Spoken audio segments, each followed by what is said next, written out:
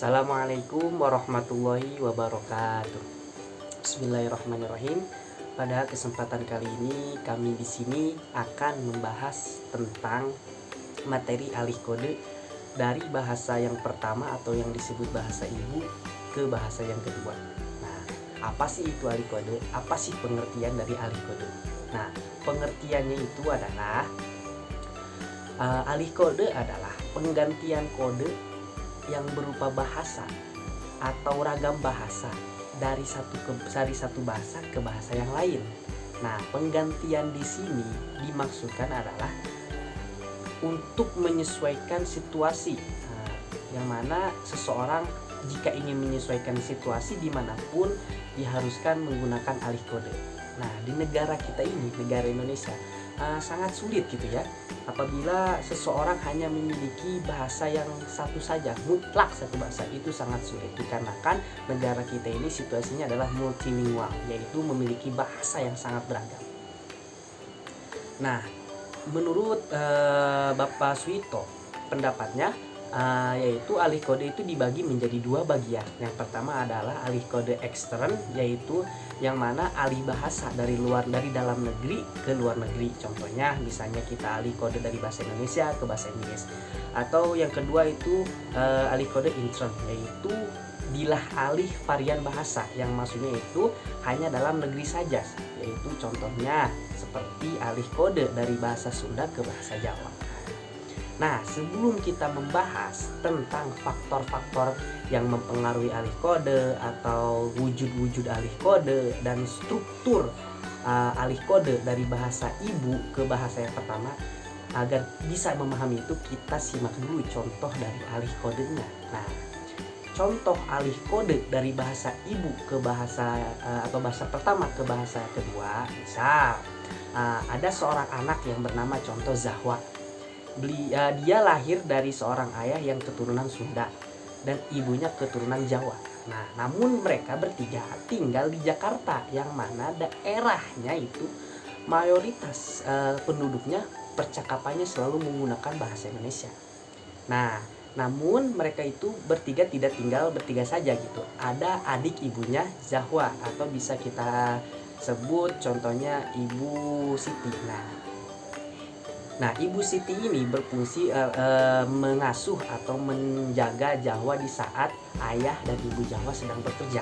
Karena ayah Jawa itu bekerja sebagai nakoda, contohnya ya, ibunya Jawa bekerja sebagai guru. Nah, maka setiap hari sebelum ibu Jawa pulang, Jawa itu selalu dijaga atau diasuh oleh adiknya ibu Jawa, yaitu Siti. Nah, adiknya ibu Jawa ini bahasanya sangat Jawa sekali, kurang mahir menggunakan bahasa Sunda, sehingga saat menjaga Jawa seringkali menggunakan bahasa-bahasa Jawa. Misalnya saat ingin memberi makan pada Jawa, contoh ya, saat ingin memberi makan Jawa atau ingin bertanya pada Jawa, Jawa gelemam. Nah, kalau bahasa Indonesia Jawa mau makan gitu. Atau misalnya Jawa turu dulu atau misalnya menyuruh agar duduk, Jawa rene duduknya. Nah, atau misalnya saat mengajarkan hal-hal yang standar seperti menghitung, misalnya Jawa ikuti ya, siji, roro, telu, papat, limo, nenem, pitu, wolu, sangapuluh, dan masih banyak yang lainnya.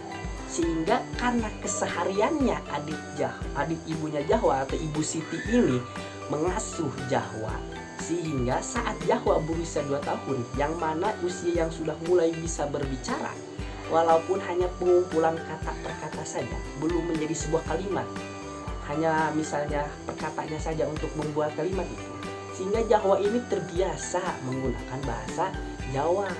Seperti saat ingin makan, Jawa biasa bilang nak maem, atau saat menolak sesuatu, ora. Nah, sehingga Jawa memiliki bahasa pertamanya, yaitu bahasa Jawa.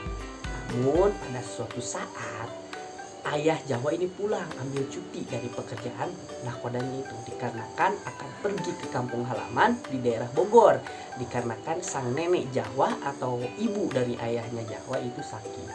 Nah, Mereka menginap di daerah Bogor selama hampir 3 minggu. Nah, di sana pasti keadaan lingkungannya rata-rata berbicara bahasa Sunda. Mulai dari bibinya Jawa, atau keponakannya Jawa, atau misalnya paman-pamannya Jawa, itu selalu Sunda. Sehingga saat misalnya ingin bermain dengan Jawa, atau saat bercanda dengan Jawa, selalu pakai bahasa Sunda. Misalnya, palai teneng. Nah, saat menawarkan sesuatu, atau saat misalnya bertanya sesuatu, neng menigeli sahana mina. Nah, atau saat Jawa bermain dengan keponakannya atau saudara-saudaranya yang seumuran, Jawa hayu Jawa kadi hayu. Nah, sehingga mungkin pada minggu pertama Jawa ini masih menjawab atau bertanya dengan bahasa Jawa, tapi saat minggu kedua Jawa sudah mulai merangsang atau sudah mulai mengingat bahasa-bahasa Sunda, sehingga terjadilah alih kode, bahkan terjadi pencampuran bahasa dari Jawa. Misal saat Jawa ingin meminta makan kepada ibunya, mah hoyong maem. Itu hoyong itu adalah bahasa Sunda, tapi maemnya bahasa Jawa, sehingga di sini terjadilah Jawa sudah mulai memiliki bahasa kedua, yaitu bahasa Sunda. Atau yang lainnya, misal saat coba Jawa ngitung nih, hiji, loro, tilu. Nah, di sini Jawa sudah mulai mencampur lagi dari segi kalimat numeral, yaitu kalimat bilangan, yaitu kalimat tilu adalah kalimat bahasa Sunda, tapi kalimat siji, roronya adalah kalimat bahasa Jawa.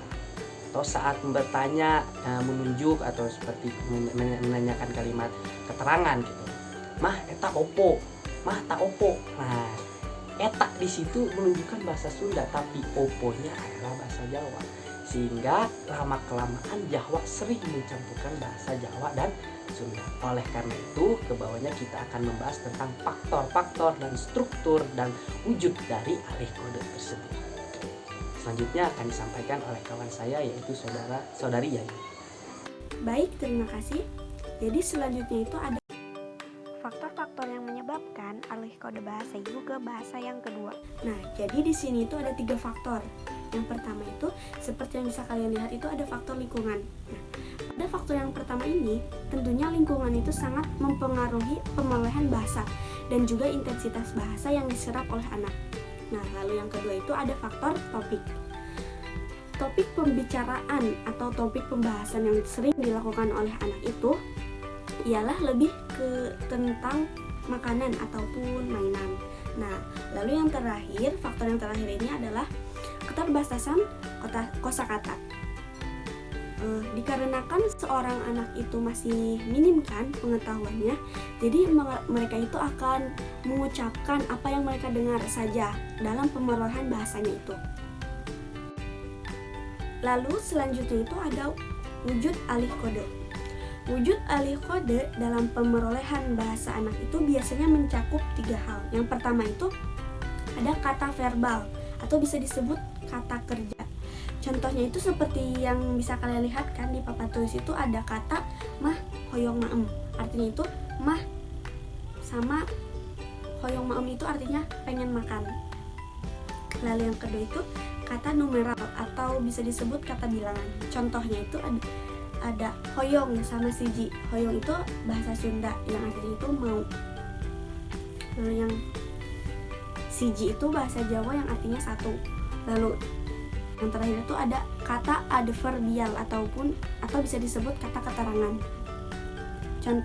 Biasanya kata keterangan itu menunjukkan tempat atau waktu. Lalu yang terakhir ada struktur alih kode. Nah, jadi di sini tuh ada 2 struktur. Yang pertama itu struktur kalimat pernyataan. Nah, struktur kalimat pernyataan ini adalah kalimat yang sudah dapat ditentukan kebenarannya. Jadi kita bisa tahu mana yang benar, mana yang salah. Contohnya ini kata mah hoyong maem. Nah, bisa kita lihat kan dari kalimat pernyataan ini bahwa si anak ini memberikan informasi bahwa si anak ini ingin makan. Lalu yang kedua ini ada struktur kalimat pertanyaan. Struktur kalimat pertanyaan ini adalah suatu jenis kalimat yang dimaksudkan mendapatkan tanggapan. Contohnya ini adalah ayah, eta opo. Nah, bisa kita lihat kan bahwa si anak ini ingin mendapatkan jawaban tentang informasi hal yang ia tunjuk itu. Baik, sekiranya itu saja yang bisa kami sampaikan. Kurang dan lebihnya mohon dimaafkan. Wabillahi taufiq wal hidayah. Wassalamualaikum warahmatullahi wabarakatuh.